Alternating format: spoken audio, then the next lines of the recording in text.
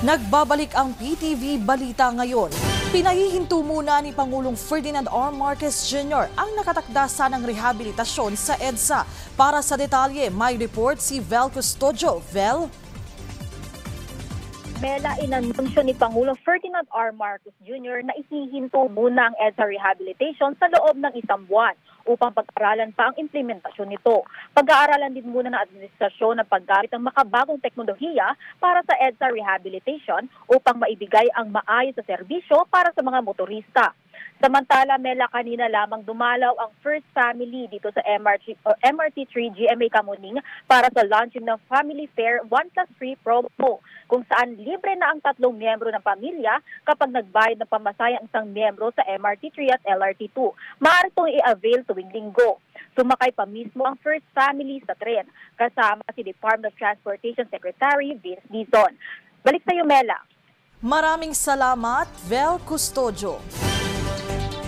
Nakatakdang sumalang sa confirmation hearings ng Commission on Appointments ngayong Hunyo ang nasa 360 appointees ni Pangulong Ferdinand R. Marcos Jr. Ayon kay CA Assistant Minority Leader at Surigao del Sur Representative Johnny Pimentel, 5 magkahiwalay na komite sa kanilang hanay ang nakatakdang mag-convene sa June 3 at June 4 para simulan ang deliberasyon para sa mga key appointee ng Presidente. Anya, target nilang maproseso ang lahat ng pending appointments bago ang sinidia adjournment ng Kongreso sa June 13. Ang mga appointee na hindi makukumpirma sa tungkulin ay kailangang makakuha ng reappointment at sasalang sa panibagong vetting process kapag na-reconstitute na ang CA. Sabi ni Pimentel, kabilang sa mga inaasang sasalang sa CA sa Martes, sina Transportation Secretary Vince Dizon, DICT Secretary Henry Ruel Aguda at PCO Secretary J. Ruiz. Matagumpay na nailipat ng Bureau of Corrections ang nasa 200 persons deprived of liberty mula sa New Bilibid Prison sa Muntinlupa City patungong Sablayan Prison and Penal Farm sa Occidental Mindoro. Ayon kay Bucor Director General Gregorio Catapang Jr., nasa 100 corrections officer ang nangasiwa ng paglilipat sa mga PDL para matiyak na ligtas at walang aberya ang proseso.